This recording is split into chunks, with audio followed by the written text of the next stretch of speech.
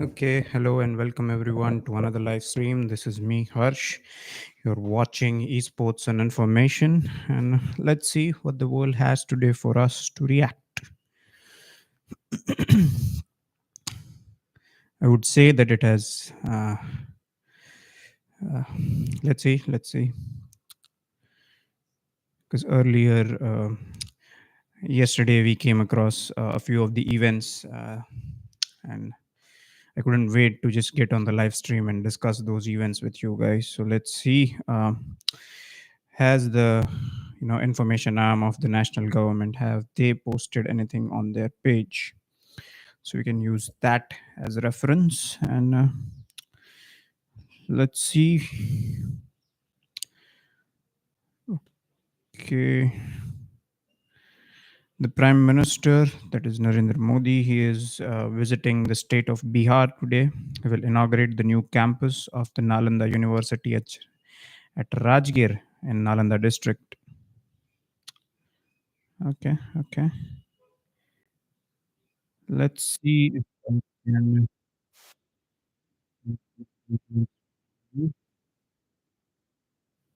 Let's see how on live stream do these things look. Hannah.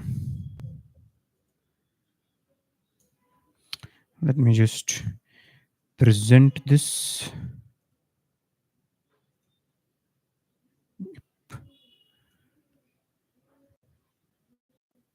Okay.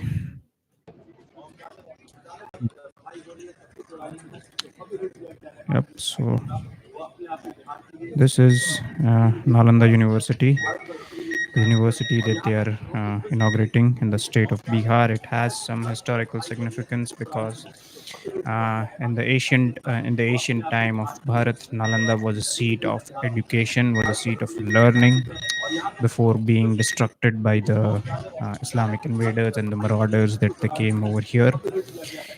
Yes, it has some cultural significance as well. Nalanda was visited by Gautam Buddha and the last Tirthankar of Jainism as well, that is Mahavir Swami.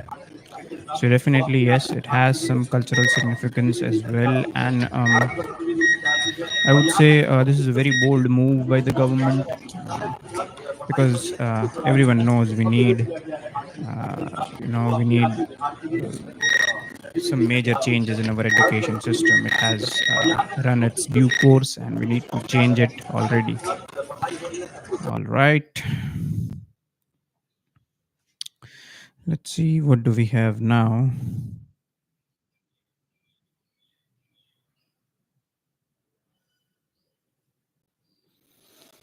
Yes, the International Day of Yoga. It's on 21st of June. That is the summer solstice. And the preparations are going on a huge scale everywhere, be it at the Gram Panchayat level, be it at the national level, and also be it at the international level as well. There are many events across the world that are organized by embassies of respective countries in Bharat and outside of Bharat as well, and they're organizing such events. I would say yoga is definitely something that you should practice every day in your life. It's not just about being fit, it's about to be in touch with your inner self. Okay, yoga teaches you a lot of things. It will streamline your breathing process. How are you supposed to breathe? It will improve your overall flexibility of the body. Yeah, so I would say it isn't the perception that is commonly observed among people regarding yoga is that it's something that you should do for fitness. No, it is something that you should do for your overall holistic well-being, and that is what Bharat is preaching to all the world. And it is some sort of a cultural gift, one of the many cultural gifts that Bharat has provided to the entire world. So yeah, on the 21st of June, we celebrate the International Day of Yoga, and this is something that was started after 2014.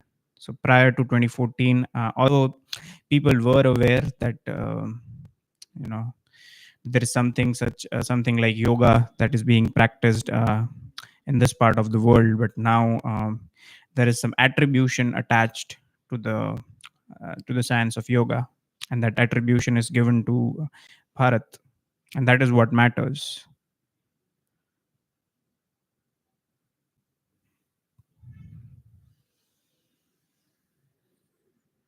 Okay.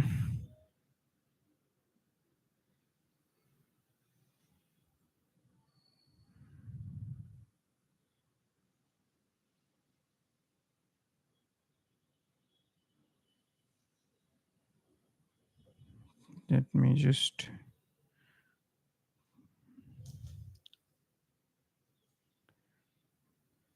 Okay. Now, very recently, in in, the, in many of the past in many of the past live streams that we have done, we have covered this very well. That there was very recently a G7 summit that was organized by Italy, and many of the countries were invited, and Bharat also was invited to it. And so there has been a response from the Chinese side about the statements that were made by the G7 countries with regards to China. So let's see what those responses were. Okay.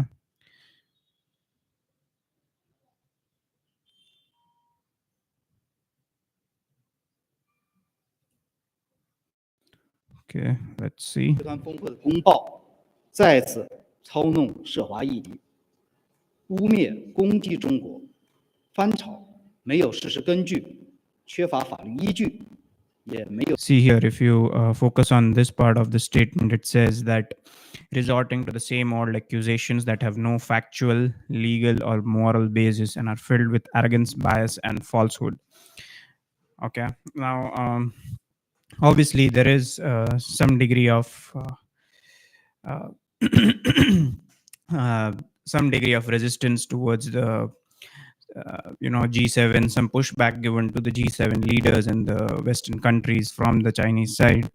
We can see over here that the statement that is being made, it is made by the spokesperson of the Foreign Ministry of the People's Republic of China. So here they say that the accusations that he's talking about here, that G7 countries have accused China of industrial overcapacity and using that to using that industrial overcapacity to destroy the industrial complexes and the native companies of the Western Europe by flooding their markets with products, cheaply made products in their market. So this has been it. So this was some pushback that was given by China. Let's hear more 有 about 任 it. 何道义可言的。 Talking about here when he says that G7 does not represent the world, I guess he's right over here that G7 does not really represent the world. It is just a group of Western countries, including some of the other countries. So whenever we say West, that does not mean the entire world, and this is where the Chinese people are right.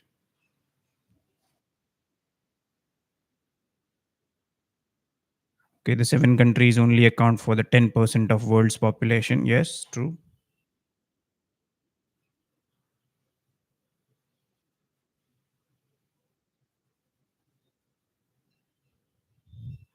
Even combined, they contribute less than China to the global economic growth. Obviously, here China is flexing its industrial overcapacity, and that is the main reason why these G7 countries have come together to look up to China as an adversary, as a commercial adversary, as an economical adversary.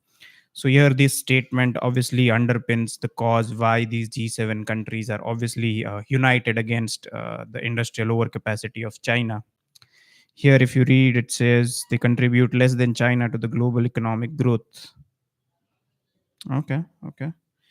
Let's read some more.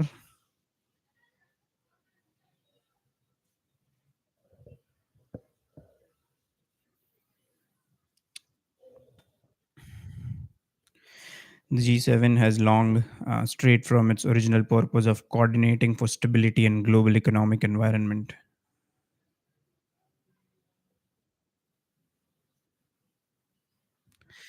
and has increasingly become a political tool to perpetuate US and Western supremacy. Indeed, this is true. I really hope one day that the Indian diplomats or the Indian not Indian diplomats from Bharat and our foreign minister or our foreign diplomats, they are able to speak with you know such degree of assertiveness on an international platform, because it is what it is. All the grouping nations that the US has formed, or even United Nations, up to certain degree, they have become a political tool to perpetuate US and Western supremacy. In fact, all so-called global and international bodies, they have become a political tool to perpetuate US and Western supremacy.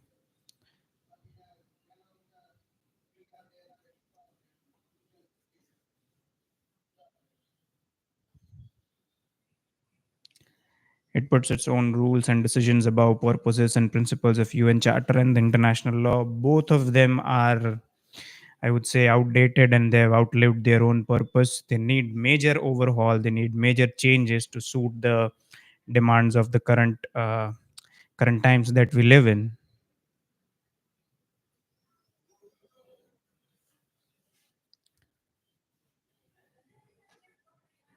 It has lost its ability to represent the world and credibility among the international community. Now, I would really want to draw your attention towards China. Okay, if you look at the hypocrisy of China, they are making such statements with regard to G7. But what about United Nations? Okay, United Nations, I would say, up to a certain degree, they are.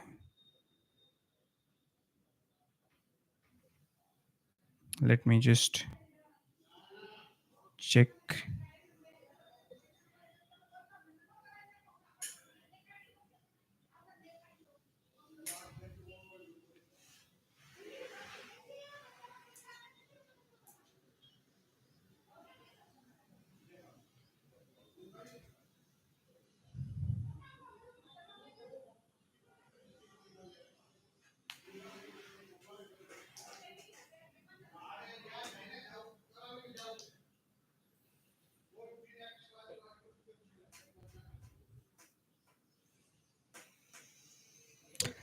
All right, there is a major snag with my lights. Let's see. We'll carry on forward. How can we conclude this properly? Yes, that those were the statements.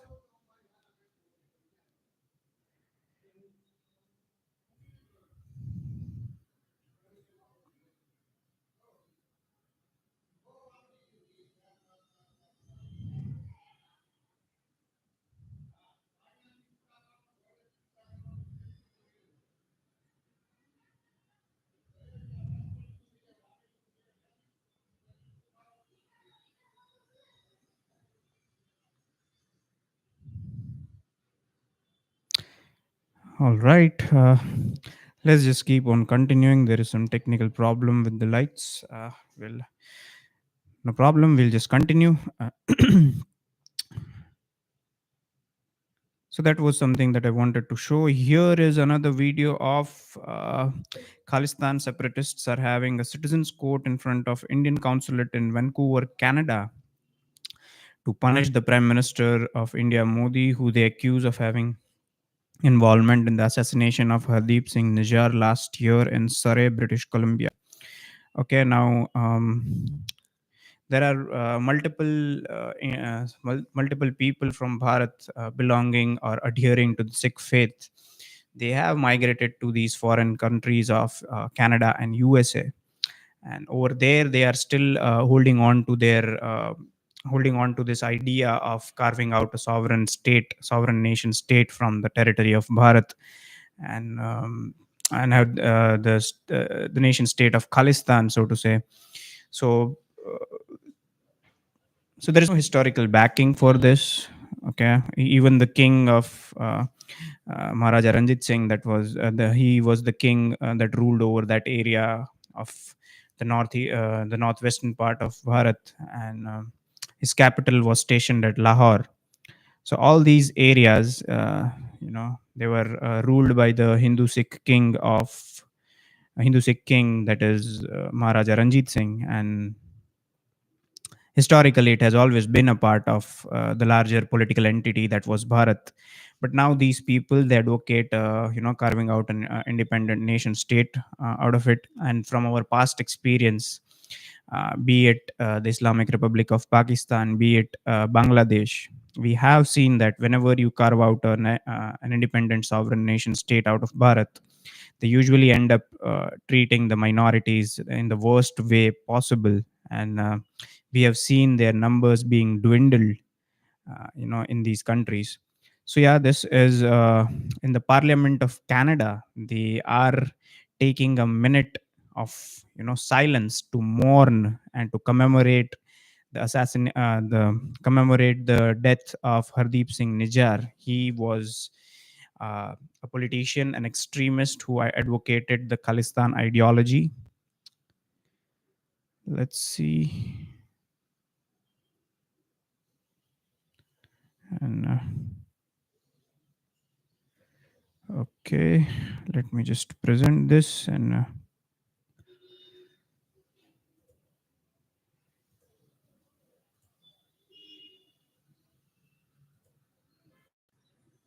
okay, let's see this. What do you want? Pakistan! What do you want? Pakistan! What do you want? Pakistan! What do you? You can see over here as well, they have mocked the prime minister by keeping a replica. I wouldn't say replica exactly, some sort of a mannequin type structure of him inside a cage. And he is being accused, allegedly accused of being involved in the uh, death of the leader here as well. You can see there are some pictures here. Citizens Code of Canada, Sikh people versus PM Modi. I killed Nijar. You can see here, over here, there is NSA, Ajit Doval, the National Security Advisor. Over here, there is the Union Home Minister.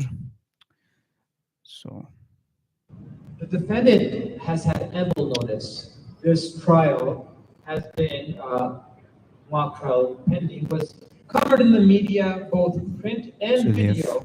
staged this protest right in front of the embassy of Bharat in Canada, and they're protesting because they think that the prime minister was involved in the killing of or assassination of their leader. Very recently as well, if you remember, in our live stream yesterday, we covered this, that an individual named Gurupatwant Singh Panoon, he is a United States citizen, and very recently a person that is Nishant or Neeraj Agarwal, Nishant or Neeraj Gupta, has been extradited from Czech Republic to the United States under the allegation that he is the one who plotted the assassination of Panoon. And right now he is standing trial in United States courts, although he has pleaded not guilty. But the other side claims that even the officials from the officials of the state of Bharat were also involved in, if not executing, then aiding and abetting the plot to kill Panoon. So obviously they are standing trial. It is, the matter is sub judice. So we'll get to know what exactly happens.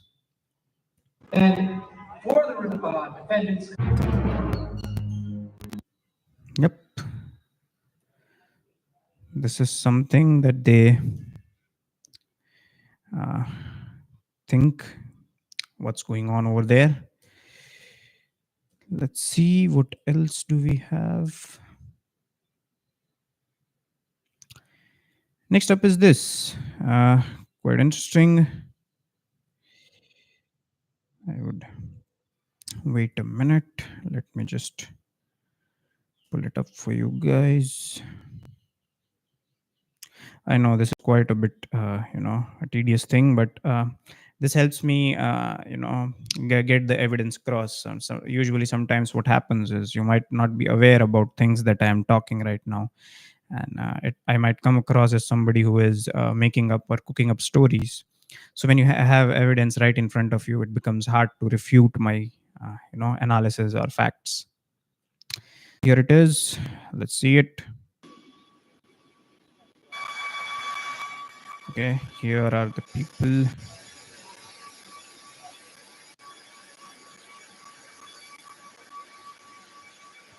So keep in mind, recently we had covered this in one of the previous live streams, that there is this increasing camaraderie between North Korea and Russia that has set some alarms in the West. It was alleged very recently that some of the missiles that Russia has used on its border with Ukraine to, quell the conflict, to, defend its territory. Now, evidences have been found. At least one of the missiles that were found on the Ukrainian territory has been alleged that it was made inside North Korea. And this visit to North Korea comes in the backdrop of, in the backdrop of, there are some, the relations between US and North Korea obviously isn't very friendly. And very recently at the United Nations there was this vote. Okay, there was this proposal that was put forward by United States to monitor the ongoings in the territory of North Korea. And guess what, who abstained from voting? Yes, it was Russia and China. So all of this in the background, and the President Putin thinks of visiting North Korea. So it would be interesting to see what are the outcomes of this meeting that is going on.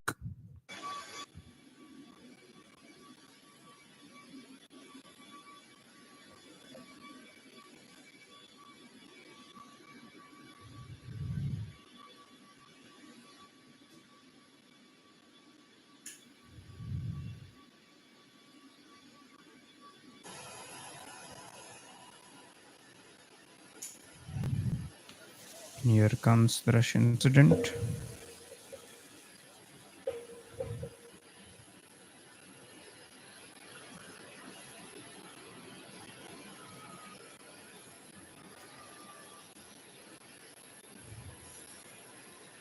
You can see over here, it is very clear from the body language of both of them that there is something cooking between North Korea and Putin.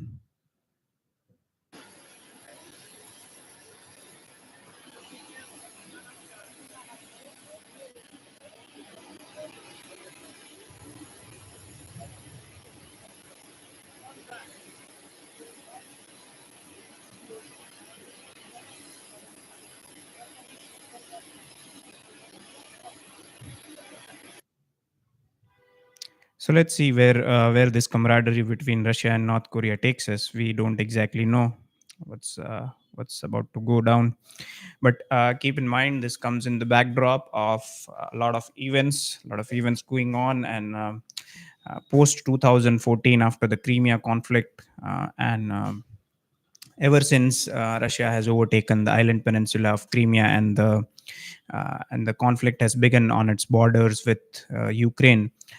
All that West has been trying to do is to compel and squeeze Russia into this, to tiptoe its line. And so far, Russia has been very firm on its stand. It has been recalcitrant, and so it is finding new avenues. It has been exploring new avenues of political and geopolitical elbow room. How exactly can it prevent itself from being isolated? How can it shield? How can it shield itself from the sanctions of the West?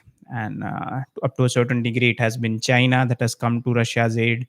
Because China is Russia's biggest trading partner. It buys a lot of semiconductor chips and rare earth metals from China. So yeah, even North Korea, Russia, Putin is also going to visit Vietnam also.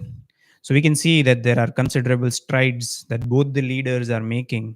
The leader of Ukraine, that is Zelensky, and Putin as well, both of them are making considerable strides to, you know, um, to move and to get more countries on their side of the narrative. Yep.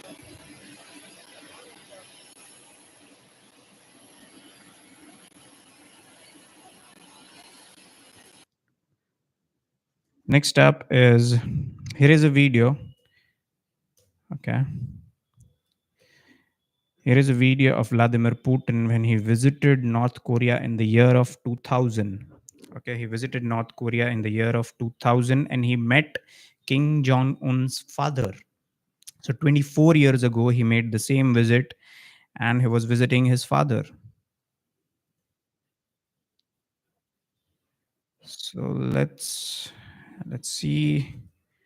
Let me just present this. So you'll have evidence directly in front of you.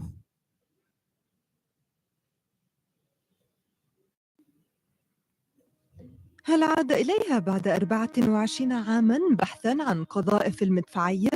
هذه المشاهد كانت من زيارة الرئيس الروسي فلاديمير بوتين لكوريا الشمالية في عام 2000 حين كان في بداية ولايته الرئاسية الأولى والتقى حينها بكيم جونغ إل، والآن يعود إليها بعد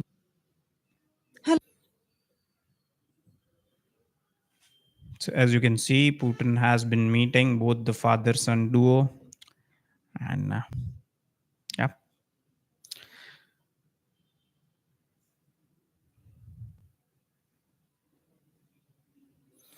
And there is something that I quite frequently talk about, and a lot of you might be under the impression that I'm making all this up, that there isn't any immigration problem in the countries of Europe and even up to a certain extent Canada or US. Okay, now there was this advertisement truck that was spotted in Canada, and it displayed some advertisements on it, and let's see if you guys are convinced enough. So this was a truck that was spotted in Canada. So let's see.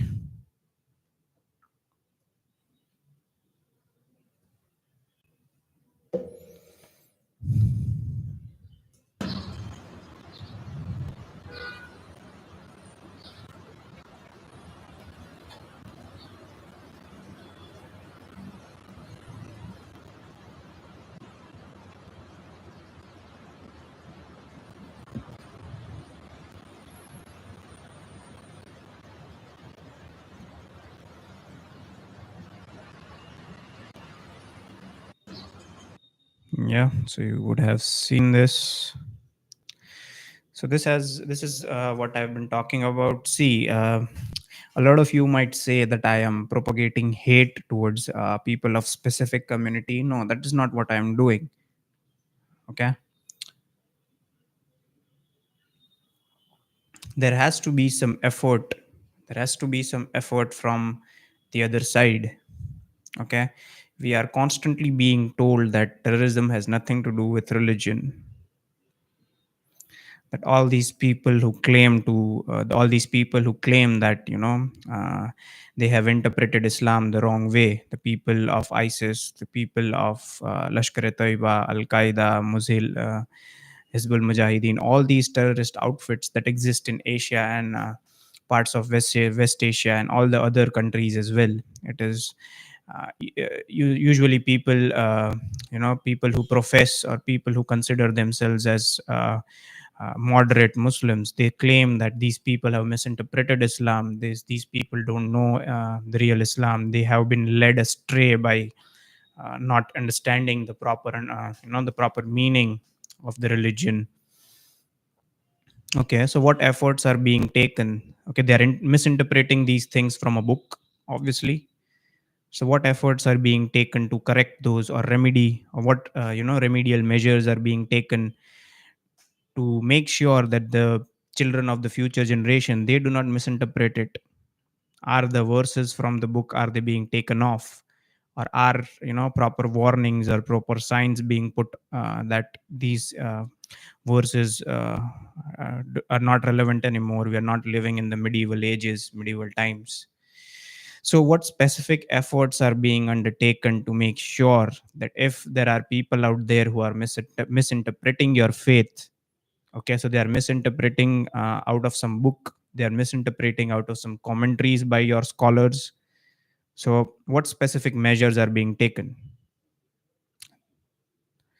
Yep.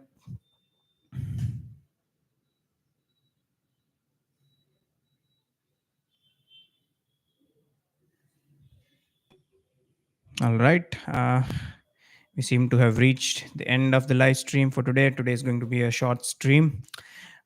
Thank you all for joining. I hope you like our content. If you do, like and subscribe to our channel. I'll see you guys in the next video.